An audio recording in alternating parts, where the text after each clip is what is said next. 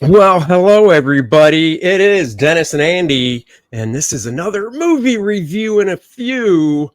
We went and saw Oppenheimer. I don't know why I say it like that, but Oppenheimer last night. 3 hours long. First thing I want to say is Dennis. My God, I feel like a proud father.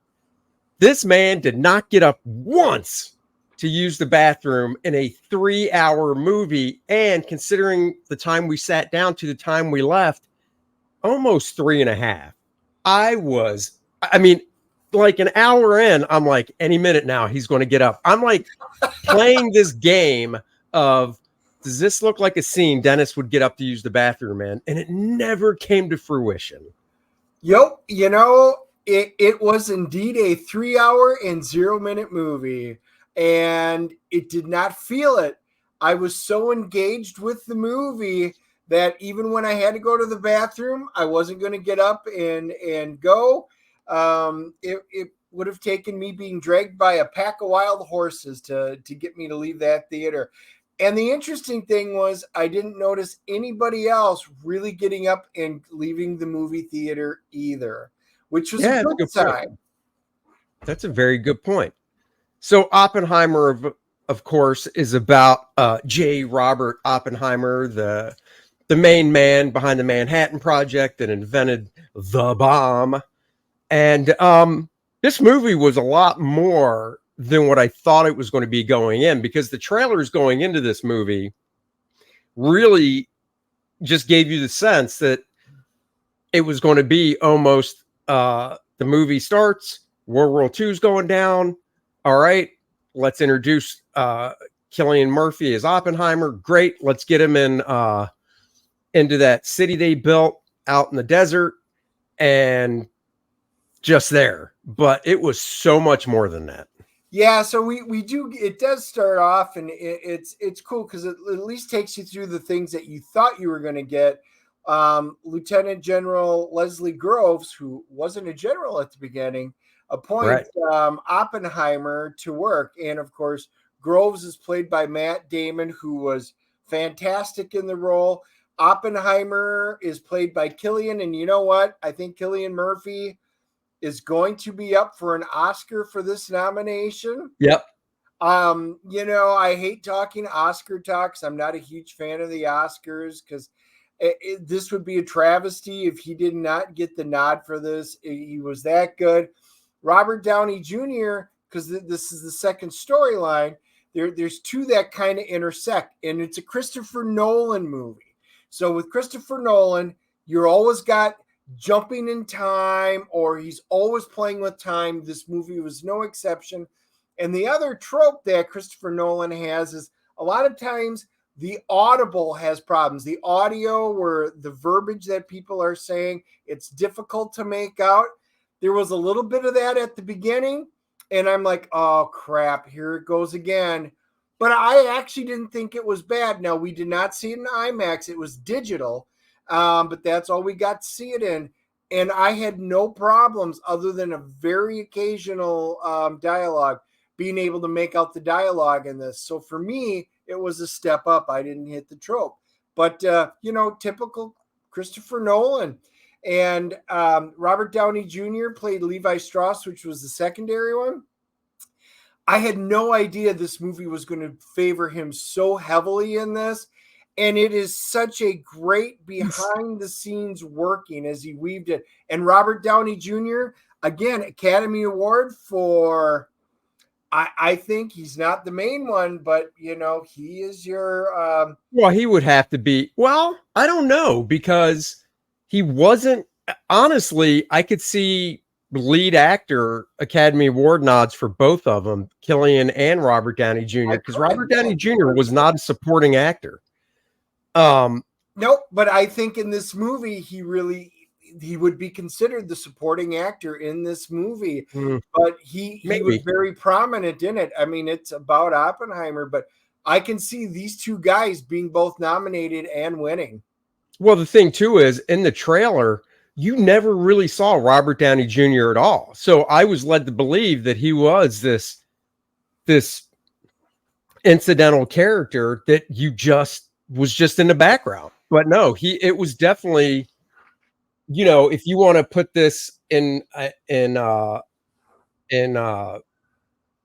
words of hero villain, Oppenheimer was the hero, and Strauss was the villain in this. And like you said, it does play with the time. You also had Emily Blunt, who played Oppenheimer's wife. Jack Quaid was in it. We know him from The Boys and other things. I mean, this movie, every time a pivotal character came onto screen, about an hour and a half in, if that, you were like, oh, who's it going to be? Because heads were just popping of actors. And you're like, what? What? This guy's in it. Rami Malek played David Hill. Josh Peck played Kenneth Bainbridge. I mean, you just had, and this is one of the few movies I actually pulled up the cast list so I could be right.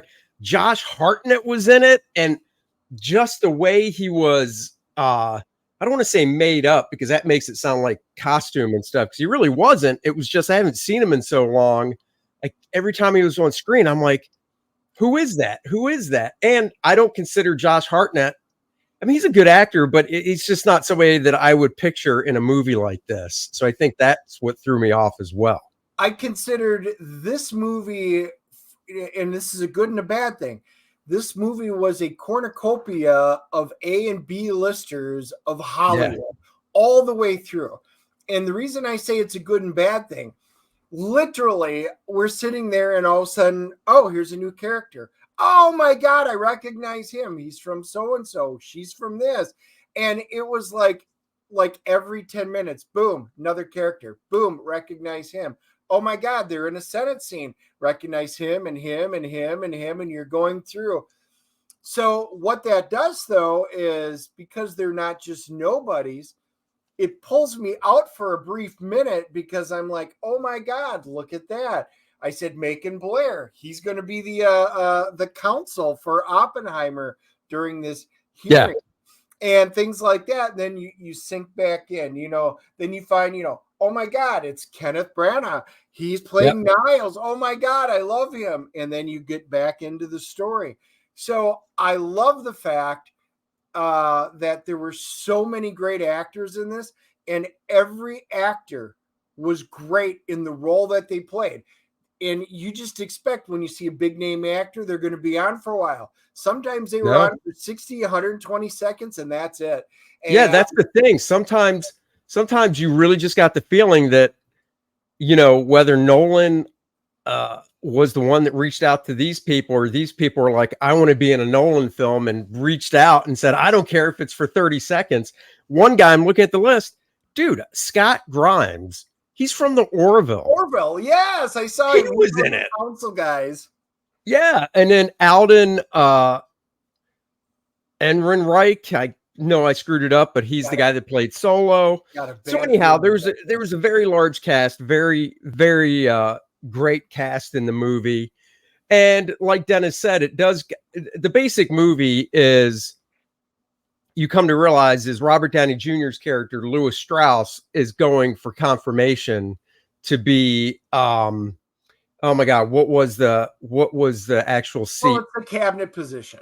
He was going for a cabinet position. Nobody's ever been turned down for it. Right. And you learn as the movie goes on that he's basically set these wheels in motion against Oppenheimer so he would get this cabinet seat. And you're just like, what is this dude's problem? And then obviously, so it's a twofold story. It's about how the bomb was created, but it's also about this relationship between Strauss and Oppenheimer. And the secondary story actually is really the main story, because it takes place today. That's the current timeline in the 50s here, where he's going for the confirmation hearing. But in order to weave it, you're going back into the past during World War II, where Groves has to appoint Oppenheimer, and they decide, you need to lead this, but what's Oppenheimer's background? They do such a good job of incorporating without showing the war. So this is not an action film, This is a pseudo documentary. It's a docupic, and it does such a great job of taking history and trying to stay very true to it. All of this while doing everything with practical special effects. The one thing that Nolan said was there is no CG at all in this. He sent his guys out in order to build bombs in order to make it. And it showed. I mean, we've gotten so used to CG, and yes, it's more expensive. The practical effects were phenomenal in this.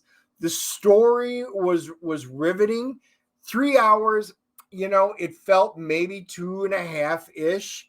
I couldn't get enough of it. And there were even certain parts, like from the history of it, the whole point of the apple that you'll see it towards the beginning.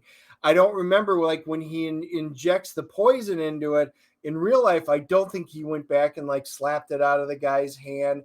I think, the teacher just never ate it. And because that was something he had always regretted.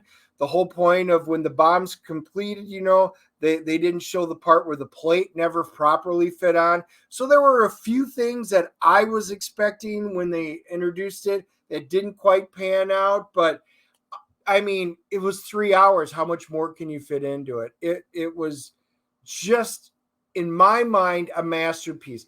The score, the sound, everything fit together. The musical score, while it wouldn't be something I would go by and just listen to, it was perfect for every moment of this movie.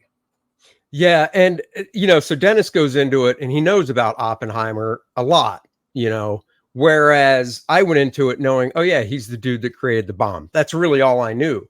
So for me, it was very entertaining, but obviously very educational as well. I had no idea that his brother and his brother's wife, his brother basically got pulled in to joining the American Communist Party by his wife, I guess fiance at the time, and they were trying to get Oppenheimer in, which he never did join. But I thought it was interesting just at Berkeley, going to basically these commie parties, get-togethers, and later in the movie, during like the hearing against Oppenheimer, they were trying to use that against him. But one of the things that I thought was interesting is, Oppenheimer was just a curious guy. He just wanted to know about stuff, and he went there not because he wanted to join it. He went there just to learn about it, and I think, in this day and age, it's almost the same. If you just want to learn about something, depending on who you are, they'll paint that as a target on you and go, oh, he's totally into this. It's like, whoa. I'm just reading about it because I want to learn about it and try and get into the thought process that people that are into this stuff are using. So I thought that was really interesting. I didn't know that. But like Dennis said, the effects were fantastic. Everybody's role, the casting was great. He did flip back and forth from black and white to color in the movie as well, which was cool. He because obviously there was an effect behind it, and once you got into it enough, when it would cut to like black and white, it wasn't jarring. You were like, oh, okay, this is what we're focusing on. Like Dennis said, they didn't show any war stuff, but they had some nice symbolism in it that showed like the inner struggle that Oppenheimer had with himself with creating this, because he knew creating it was basically had to be done, but he wasn't thrilled with creating it because of once you squeeze the toothpaste out of the tube, there's no putting it back. So they bring up Prometheus, and it really was, I thought it was brilliant how they portrayed his inner struggle at first, while he's trying to figure out, he lives in a different world, much like Albert Einstein, who's also in the movie. And it's great how you see the symbolism, how he's trying to figure it out. And then once he does, he's realizing it's Pandora's box, and once it's done, it'll never go back in. And what has he done? The other cool thing is it really delved into his personal life, because Florence Pugh plays Jean, his girlfriend initially, somebody who you think he would wind up marrying, but we don't know at the time if she was bipolar, but she had a lot of issues on there. He actually loved her, and that they actually portrayed so much of that. I was surprised. And then later on, when he winds up marrying Kitty, Emily Blunt, the wife, and then their tumultuous relationship over the years. And they did such a good job of showing you all the different aspects of his life, and all of these different things all played a part in the final result. And Yeah. I thought this was master crafted. Nolan movies are very hit or miss for me, like Tenet, not one of my favorite movies. Interstellar, I thought was really cool. I've enjoyed them. This one is right up there. This is, if you're a Dunkirk fan, you're gonna like his type of movies on that. I think you're gonna fall in love with this movie. All in all, I have to see it a second time. I want to see it on IMAX, because I know I missed so much because of all the actors. Okay, baby, CGC this movie. I'm giving this a 9.4. I love this movie. Not quite perfect, but it's starting to edge its way up there. This is one I will probably own in 4K. 4K. I'm giving it a 9.2, so we are very close. Like you said, this is, if you're into history, if you think you know everything about Oppenheimer, I'd still say go watch it, just because what you learned is probably from reading, maybe some visuals, but this just puts a nice visual throughout the whole thing. Cillian Murphy, I just thought was freaking fantastic. I told Dennis that I'm sure he's played, leading type roles, normal people roles, as I like to call them, before. But, the roles I know him for, he's usually playing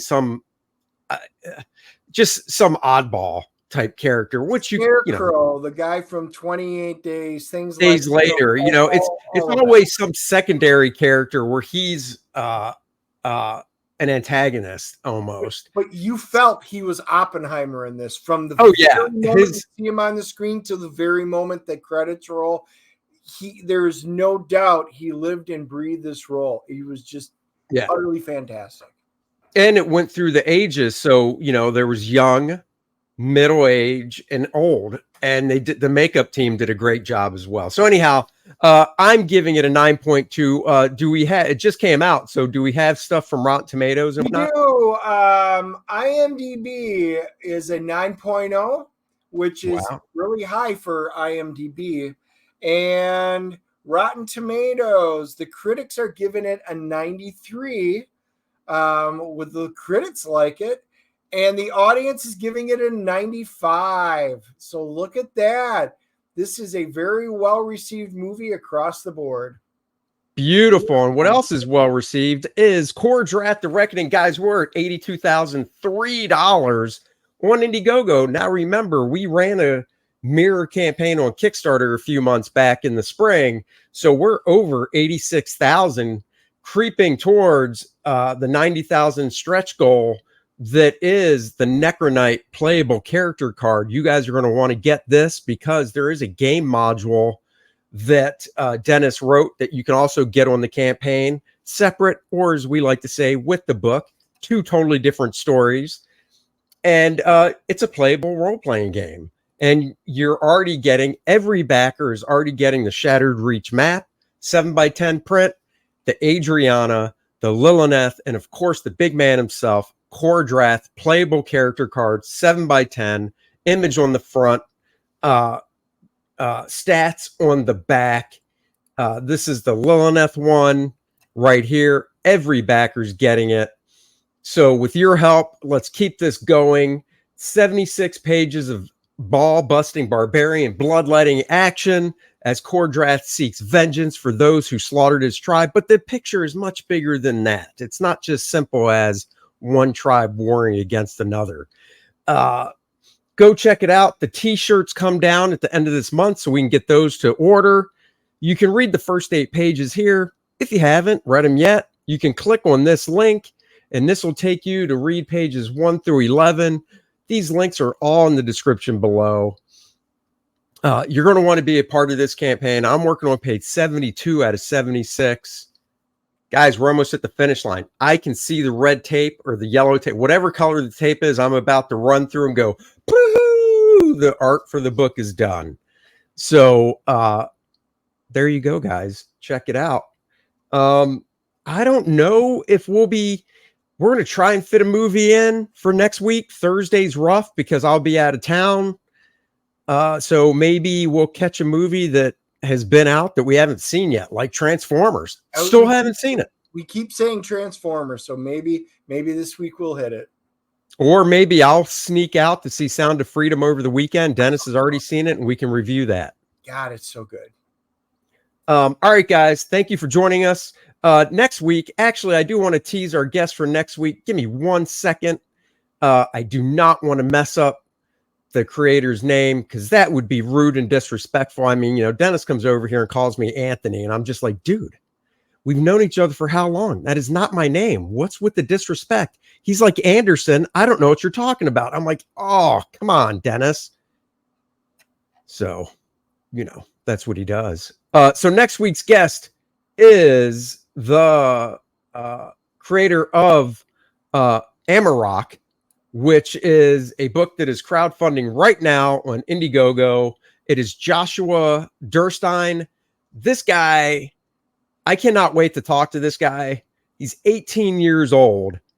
This is his first crowdfund campaign. He's got some top-notch talent working on the book with him as inking and coloring.